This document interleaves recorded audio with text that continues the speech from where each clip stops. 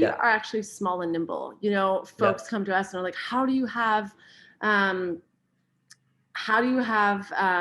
don't know, Kendall Jenner work with you, and why is she always wearing aloe? Or how are some of these celebrities like Hailey Bieber or Maluma, or how are they all wearing aloe? And the truth of the matter is that a lot of it is organic, right? They love aloe as much as we love aloe.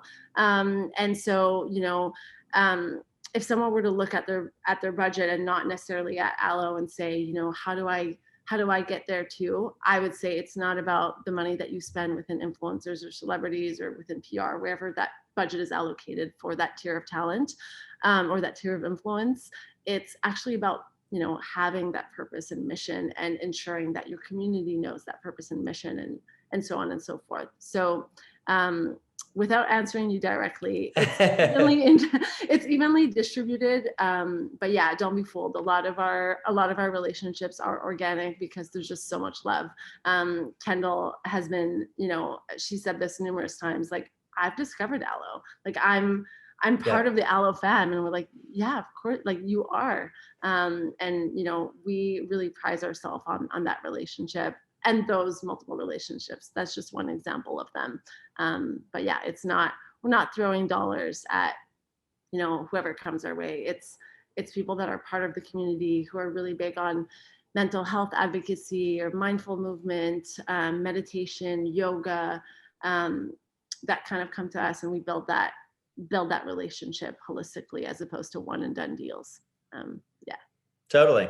I mean, that's really consistent with what we see work across brands, right? So you start to hear these themes, you know, and I think the people just really underestimate that kind of organic component. I mean, when we look at like a brand like Fashion Nova, which is one of the, you know, largest investors in influencer marketing globally, right? Just wild, the scale, you know, they've got about, call it 1,500 to 2,000 influencers that they're going to pay, right, on an annualized basis. But there are going to be about 12,000 influencers that are going to talk about them, right? Meaning they're only paying less than 20% of all the people that talk about them. And they're one of the biggest investors in the world in the space. And so, if not the biggest. And so, yeah, people really underestimate that. How do you think about kind of that interaction between, you know, because you do have a group of people that are ambassadors to the brand that you interact with, there's some financial relationship there. How do you think about that interaction between kind of, or well, first, how do you decide who to work with? And then once you do, like, how do you think about that interaction between organic and paid? Like, how does that work together?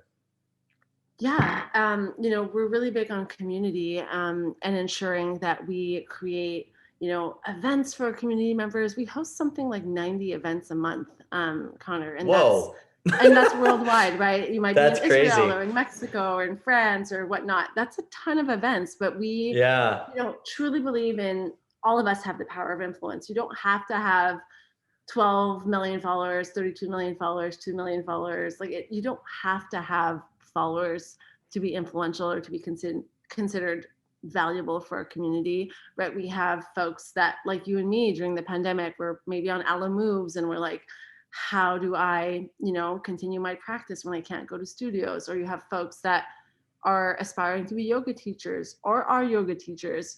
And so looking at those relationships and understanding the value in each and every one of them is truly our approach. So yes, we do have a large influencer marketing team, or I guess like you could say partner marketing team at Alo, because again, it's not about someone's following. It's about, yeah, their influence, but also, are they aligned in their mission with us?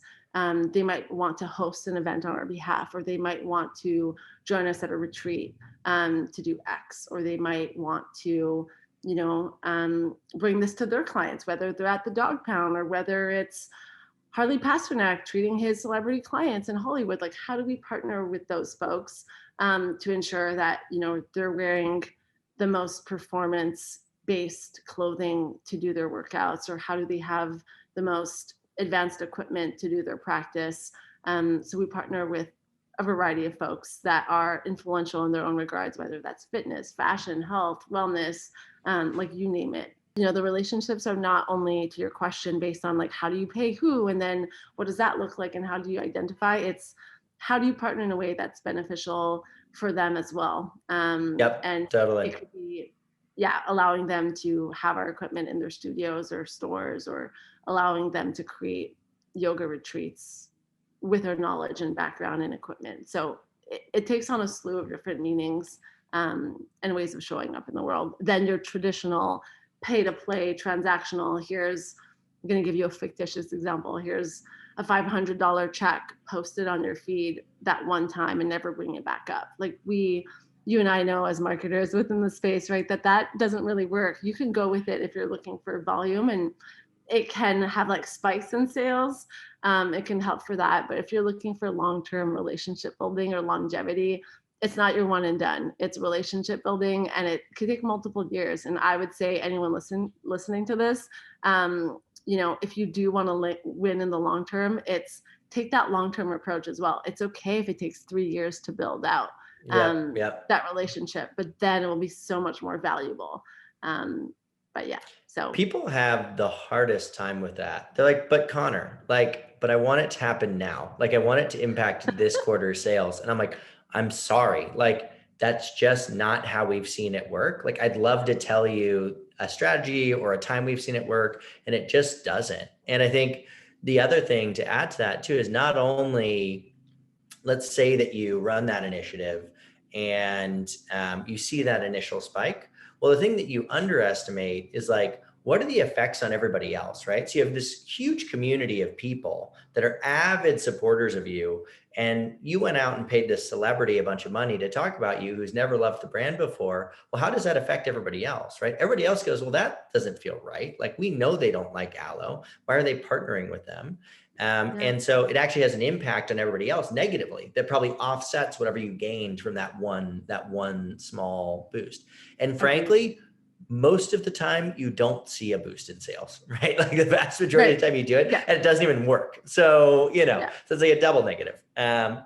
Wait, so Gone are the days. Oh, sorry. No, you go go, ahead. you go, you go. No, I was you going to go. say dinner. I keep saying this in some conversations, but dinner are the days of like the skinny teas, or like dinner are the days of, a celebrity endorsement that's like, oh yeah, let me look into this. Like, consumers, you and I, when we're on social or wherever we are, we're wiser, right? And we know, Yep. like, okay, this is a paid partnership. She's not going to show this again, or he's not going to show this again. So dinner are the days of that. Yeah.